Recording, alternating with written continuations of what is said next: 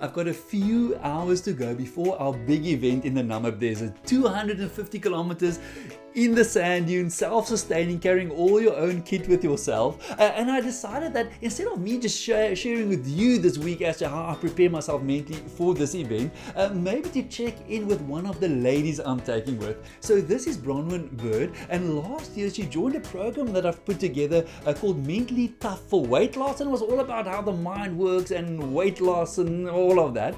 And so one of the things that I do when I work with people on weight loss and the mind is to not have the focus on the weight loss, because if you resist, it persists, right? And that's why people struggle to lose weight. But rather put your focus on something that you really want, some big project, something bigger than yourself. And Bronwynne said that she is going to sign up to come and do this 250 kilometer desert race. Now at that stage I was like, wow, Bronwynne, this is big, this is huge, and how much have you run in your life before? And she said, well, I've never ran before in my life, this will be my first race. And I'm like, okay, but let's do that. And then I discovered that besides this being her first big thing that she's going to take on, she's also got something called Meniere's disease, which is a very disabling disease, and she's also got issues with the knees. So with all of that, she actually has all the excuses in the world to just sit on the couch and say, my knees, my Meniere's disease, like I can't.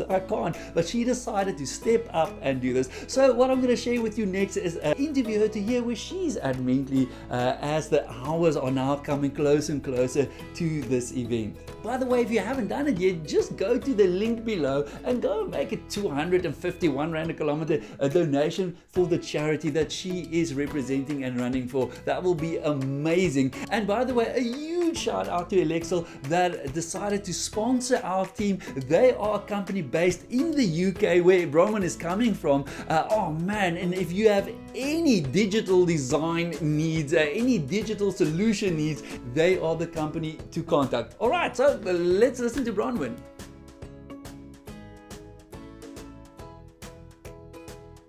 Yeah, sign me up for 250 kilometers. So I'm trying to dig into how you made that mental move, or what caused that, or so let's just chat about that. Well, the Meniere's disease, that actually I never even considered that until after already making my decision, and about 6 months down the line, then I went, how am I going to cope? Because I've already adjusted my life so much to cope with the the symptoms and stuff. So I lived a very slow-paced, stress-free, relaxing life. So yeah, actually, I guess that was about 10 years ago that I was diagnosed. Do you know what? That is probably exactly the reason why I decided to do it, because 10 years ago I would have been 20, 21. And I think, that's when I was diagnosed. And I think at that stage, I was surfing, I was skateboarding, I was I was never running, but I was quite active, and I really enjoyed those adventurous stuff. But I think when I thought about it, once I remembered that I had Meniere's disease, it's easy to forget when you adjust. You just live with it daily. But I think once I remembered and sort of realized that change that had happened, and that change happened really steadily over the years of just doing less and less and less and less. And I think I just got, when I thought of the prospect of doing something crazy, something adventurous, I just got so excited. And it was like some sleeping beast just woke up, and I just really wanted it. It was just like me, and then it was a bit like this lack of realization of how much was holding me back without me even realizing it. And then I suddenly realized how much had changed, and I didn't want it anymore. So yes, it was quite a strong yeah, I want to do it now and do something crazy. But it actually wasn't that crazy. The crazy thing was realizing how much had changed over those 10 years or so.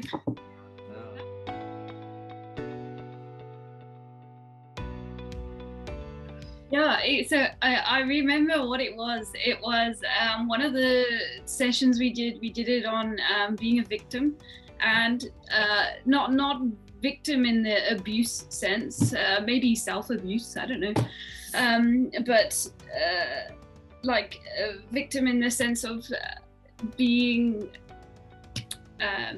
like wanting something but then going, oh, but I can't get it because of this, and I can't get it because of this, and I can't get it because of this.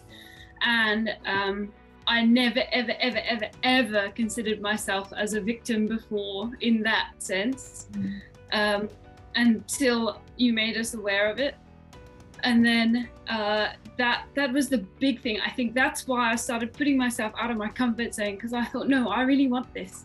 And then I got a build-up of self-belief and self-love as well, to actually love myself, because again, I didn't even realize how much I was beating myself up every day.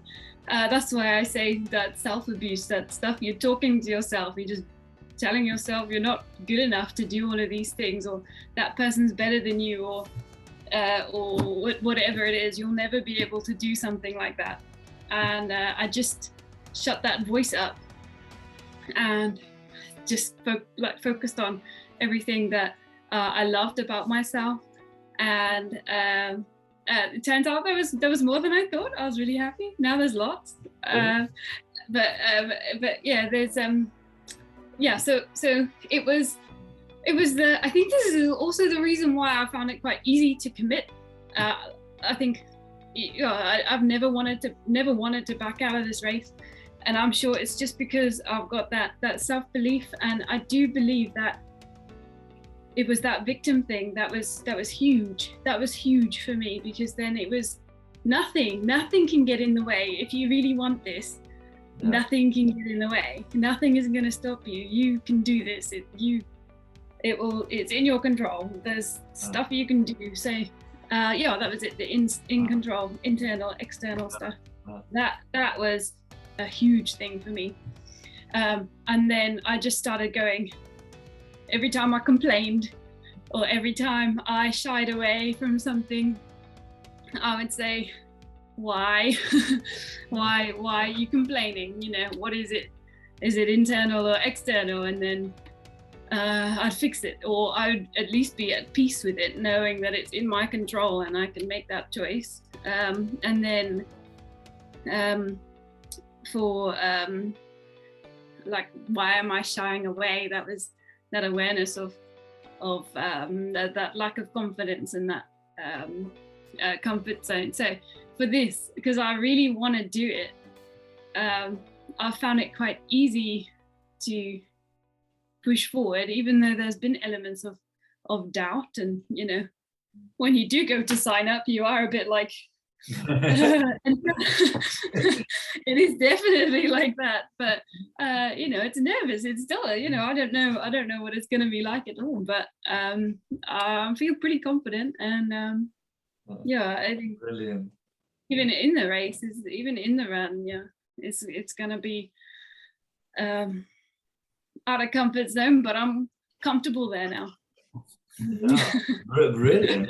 You know what, Bronwynne, I can actually recall just over that period of time that we've been connecting, just a shift. I remember way in the beginning, you kind of clearly let me know, like, don't ask me anything. Don't, like, I'll sit in the background and listen, and that will be me. And how that shifted completely in a session where you will share and talk and challenge, and to me that was a very tangible change that I saw in you as we went through that process.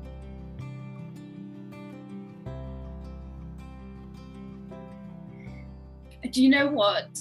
There is one, but I know it's stupid, so I shut it down. But the one fear that I have is how an ultramarathon runner is supposed to look in my mind in how the media tells you an ultra marathon runner looks like.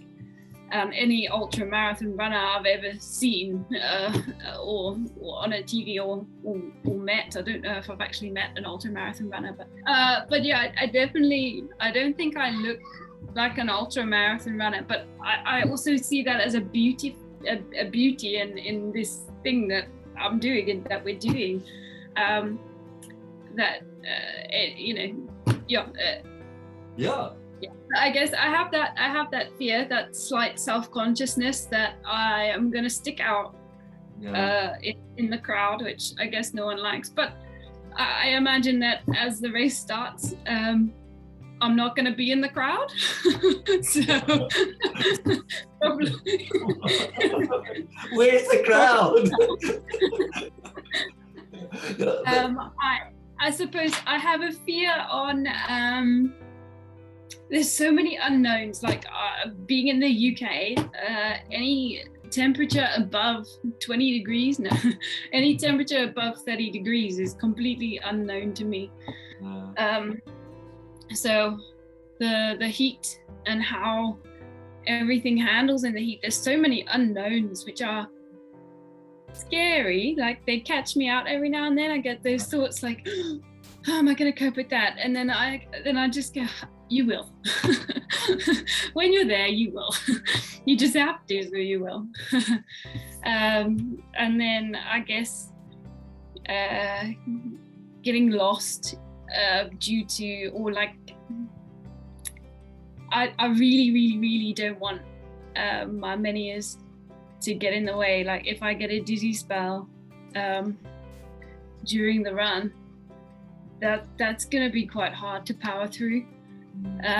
But knowing that I'm not alone makes things a bit easier, because I won't have that fear of getting lost. So there are quite a few fears, but I feel like they're not gonna stop me. And well, obviously I'm too late now. But yeah, they're definitely not gonna stop me, and I'm pretty confident that I can face all of them. But yeah, pushing through a dizzy spell is not something I've ever done, because when I get dizzy, I go into full victim mode of, oh, I'm so dizzy, I just can't do anything, and I can't even sit up. And while, yeah, it's true, I've never actually tried. So I just like to avoid the dizzy spells altogether. But obviously going into a very stressful, hot, chances of getting dehydrated, and pretty much everything that sets off dizzy spells is in the desert. Yeah, we shall see.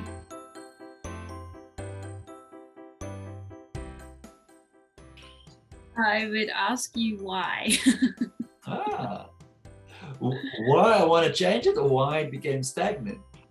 Why you want to do it. Okay. No.